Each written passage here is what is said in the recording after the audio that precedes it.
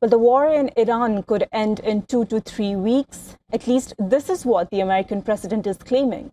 Donald Trump says U.S. forces would end operations in Iran very soon as fuel prices surged to $4 a gallon in the United States for first time since 2022. The U.S. president was asked about high fuel prices, but Trump dismissed any concerns. He said prices will tumble down once he leaves Iran, adding that it will be happening very soon.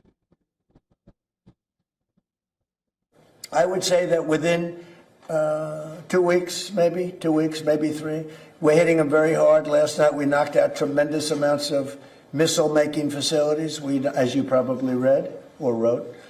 We knocked out, excuse me? Pardon me for interrupting. The U.S. will be gone or done with the war in 2 I think weeks? 2 or 3 weeks. Not 3 weeks. If it is we'll leave. Now, Trump said that the end to U.S. operations is not dependent on reaching any deal with Iran. Trump reiterated that his earlier remarks that the reopening of the Strait of Hormuz should be other countries' problem, saying that Washington will have nothing to do with the crucial waterway. I think that the people understand it. We'll be leaving very soon, and if France or some other country wants to get oil or gas, they'll go up through the strait and Hormuz Strait. They'll go right up there and they'll be able to fend for themselves. I think it'll be very safe, actually, but we have nothing to do with that.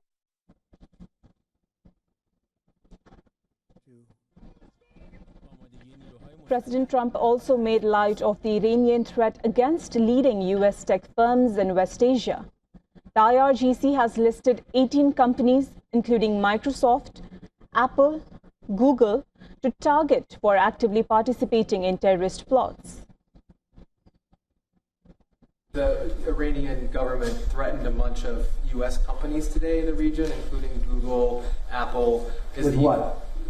What did they threaten them with? PB guns? Or? Well, that's a good question. My question for you is: is the U.S. talking what did to those companies? You made a said. What did they threaten them with? I don't know. The White House has announced that Trump would address to the nation to provide an important update on Iran. The address is scheduled at 9 p.m. local time on Wednesday. Meanwhile, U.S. Central Command continued its military operations targeting Iran. Thousands of American troops have already been sent to the region, while a third aircraft carrier, the USS George H.W. Bush, and its accompanying warships are also heading to the region. U.S. Secretary of State Marco Rubio also said that Washington could see the finish line in the Iran war. Talking to Fox News, Rubio said that there is potential for direct meeting with Iran, but said Trump won't allow negotiations to be used as a delay tactic. Earlier, Iranian Foreign Minister Abbas Araghchi, he told Al Jazeera that he had received messages from U.S. Special Envoy Steve Witkoff directly, but stressed that it did not amount to a negotiation.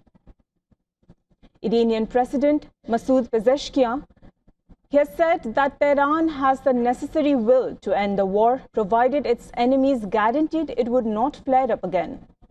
Meanwhile, Prime Minister Benjamin Netanyahu said Israel would press ahead with its military campaign against Tehran. We will continue to crush the terror regime, fortify the security belts around us, and achieve our goals.